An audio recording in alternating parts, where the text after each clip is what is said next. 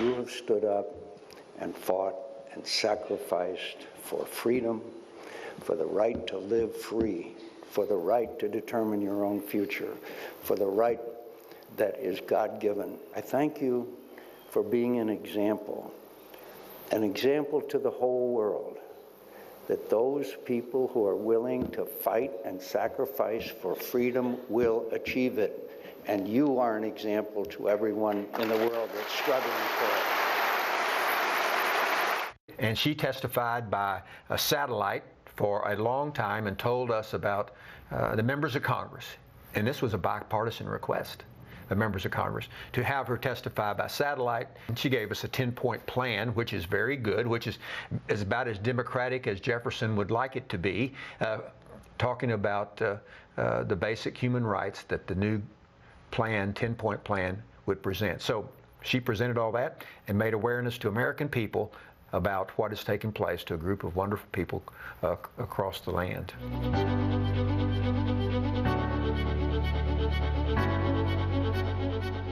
ایران داستان ناگفته. هیل نشریه کنگره آمریکا قسمت هفتم. Welcome to our series, Iran, the Untold Story, and our continuing look at the main Iranian opposition group. حمایت سناتورها و اعضای مجلس نمایندگان آمریکا از هر دو حزب ایالات متحده، از مجاهدین خلق و شورای ملی مقاومت ایران نزدیک به 4 دهه تداوم داشته است. U.S. political support for the MEK and National Council of Resistance of Iran runs deep and spans nearly 4 decades. سناتور گاری پیتر از ایالت میشیگان در یکی از گردهمایی‌های مقاومت ایران میگوید: ما باید به سمت یک رژیم دموکراتیک در ایران حرکت کنیم. یک جایی که مردم ایران واقعاً می توانند حرف خود را بزنند. ما باید متحد باشیم. با تشکر از شما برای آوردن همه ما در اینجا برای متحد شدن. زیرا با هم می توانیم به آن خواسته برسیم. و این حمایت همواره دو حزبی بوده است. این حمایت از دهه 1980 آغاز می شود، زمانی که سناتور تد کندی و سپس نماینده کنگره در آن زمان جان مکین برای حقوق بشر اپوزیسیون مجاهدین خلق که بسیاری در زندانهای ایران زندانی شده بودند نامه نوشتند. تا دهه 1990 اکثریت دو حزبی از اعضای مجلس نمایندگان و مجلس سنا اعلام کردند که شورای ملی مقاومت ایران به دستیابی به صلح و ثبات کمک خواهد کرد.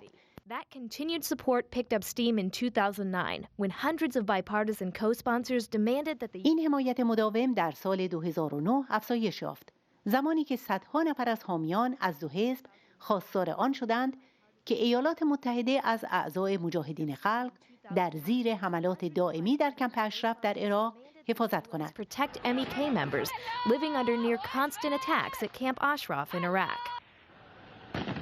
بعدها نمایندگان کنگره که با موفقیت برای خارج کردن مجاهدین خلق از لیست مبارزه کرده بودند، توانستند مستقیماً با شورای ملی مقاومت ایران و مجاهدین خلق در پایگاه‌هایشان در پاریس و آلبانی همکاری کنند.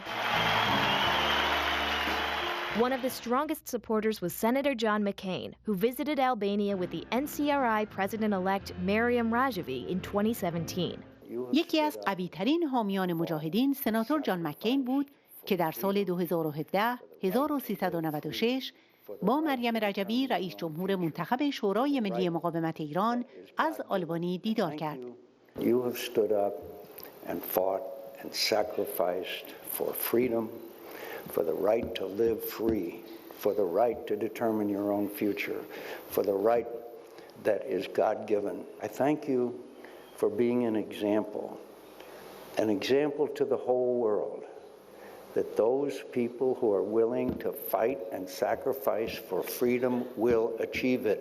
And you are an example to everyone in the world that's struggling for it. حمایت کنگره شامل دموکرات‌ها و جمهوری‌خواهان برجسته از مجاهدین تاکنون ادامه دارد. براد شرمن عضو ارشد کمیته خارجی مجلس نمایندگان آمریکا خطاب به مجاهدین میگوید: Your fight is our fight, and we stand with you as you face down a regime that cares nothing for its own people's freedom or prosperity. تام مکلینتاک نماینده کنگره آمریکا میگوید The Iranian regime is illegitimate and needs to be overthrown. And there are many Democrats who believe, as Republicans believe, that is absolutely essential to the peace and security of the Middle East and the future of civilization. We're joined now by a former member of Congress, Representative Ted Poe of Texas. قاضی تد پو عضو پیشین کنگره آمریکا در مسابقه با هیل در مورد میزان حمایت از سازمان مجاهدین خلق در کنگره ایالات متحده میگوید It's interesting because the MEK and the resistance movement for years has been one where both chambers and in a bipartisan way have supported the MEK throughout the 40 years that they have been in existence, especially the last few years. And the support is very strong, both in the House and both in the Senate, by leading members of both parties in the Foreign Affairs Committee primarily. So it's been good. And it's one of those issues where I hope it continues to be bipartisan in the future. قاضی تد پو در مورد حمایت قوی اعضای کنگره آمریکا از مجاهدین میگوید But these people, Iranians, support the most important thing that we support in this country, which is freedom and human rights. And here we have a group of people that their government is at war with them and has been since 1979. 120,000 people in the resistance had been murdered by the regime over the last 40 years. And members of Congress still believe in helping people who believe in freedom and support freedom. And that's all that these people want. It's a human rights issue, and I think we should continue to support them. Like President Kennedy said a long time ago, that we will support anybody who will pursue freedom. And that's what they're doing, and that's why members of Congress support them, because they have been oppressed by their own government. Their government has been at war with them, and we hope that the resistance is able to become now leaders of the Iranian people, the Iranian government. قاضی تد پو سپس درباره واکنش کنگره ایالات متحده به حملات مکرر شبه نظامیان طرفدار رژیم ایران و دولت عراق به قرارگاه‌های مجاهدین یعنی اشرف و لیبرتی و شهادت بیش از 140 نفر از اعضای مجاهدین می‌افزاید There were numerous resolutions presented bipartisan, of course, bicameral, supporting the people of Camp Ashraf and calling out the killers. There were 140 killed Iraqi militias that were supported by Iran, and they invaded these camps that were defenseless, that we were supposed to be protecting with the U.S. military, and not one of those killers has been brought to justice by any government. And so members of Congress, once again, in a bipartisan way, wanted to make sure that these people who are seeking freedom and liberty were protected and made sure that the people that were held accountable were some people held accountable. No one has ever been held accountable, and we have, I think, strong support of those people who are Iranians who just want to go back home and have a free democracy. قاضی تد پو سپس درباره سفر یک هیئت از نمایندگان کنگره آمریکا برای دیدار مجاهدین در اشرف و مخالفت مالکی نخست وزیر وقت عراق که از عوامل رژیم آخوندی است افزود Is it true that the Iraqi prime minister at the time blocked your visit? Yes, he did. Well, why would he do that? We went to see Maliki and find out many things about what was taking place in Iraq, the U.S. support for the government, and we asked him and told him we wanted to go to Camp Ashraf and see some of the problems that were going there, including the visit with people who had been attacked by the militias that had attacked the camp. And he got indignant. I was really surprised how indignant he was. He said, "You are not going to Camp Ashraf."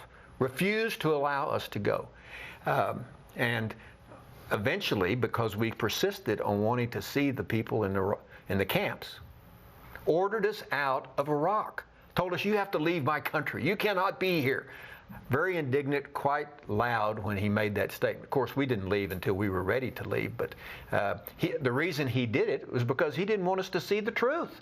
He didn't want us to see what the consequences were of the attacks on this camp of several thousand people, Iranians who were in Iraq, supposed to be protected by the Iraqi government and the United States. And I think he was just being a puppet of the mullahs in Iran and preventing Americans to go see the camp that we supported. قاضی تدپو سپس به شرح دعوت و استماع خانم مریم رجوی در سال 1394 2015 به کمیته مبارزه با گسترش تسلیحاتی و تروریسم کمیته امور خارجه مجلس نمایندگان که خود ریاست آن را به عهده داشت پرداخت. You invited Maryam Rajavi to testify as a witness. Why? She is the president in exile, as I call her, for the MEK, and wanted to hear from her firsthand the history of the MEK and what the plan was for when the government finally becomes under the control of the citizens. And so we invited her to testify. We had great resistance from people who did not want her to testify, including the State Department, which the State Department has always been on the wrong side of this issue of helping and protecting the MEK. Anyway, we did, and she testified by a satellite for a long time and told us about the members of Congress, and this was a bipartisan request, the members of Congress, to have her testify by satellite, and she enlightened us on the plan for the country being taken by the resistance and the people of Iran. And she gave us a 10-point plan, which is very good, which is about as democratic as Jefferson would like it to be, talking about the basic human rights that the new plan, 10-point plan, would present. So she presented all that and made awareness to American people about what has taken place to a group of wonderful people across the land. قاضی تدپو درباره این ادعای منتقدان شورای ملی مقاومت ایران که یک جایگزین مشروع و توانا برای رژیم ایران نیست میگوید Well, those critics really don't know what they're talking about, because it is. They have this group of people have been wanting to have the people in control of Iran. We have a government in Iran that is at war with not only Iranian people in Iran, but a war with exiles across the world, and at war with the world. The Iranian government is the state sponsor, number one state sponsor of terror in the world. And they are causing terror not only in their own country, but in other countries, in Iraq, in Lebanon, in Syria, in Yemen, and others, because of the organizations that work with them. And that government must eventually fail because they are at war. The people, the MEK, and this group of people have an alternative. They have a free alternative, and they are in exile of their own country. So I think they can totally support their government, a new government, and have free elections and let the people choose who rules over them, and have a secular government, not one that is a religious organization that is wanting to kill anyone who disagrees with them. So they are quite capable of being the resistance, and I'm glad they exist. They've been fighting for a long time. They've been in exile a long time, and I think they're quite capable. Congressman Poe, thank you so much for joining us today. We appreciate it. Thank you. Thank you, Buck.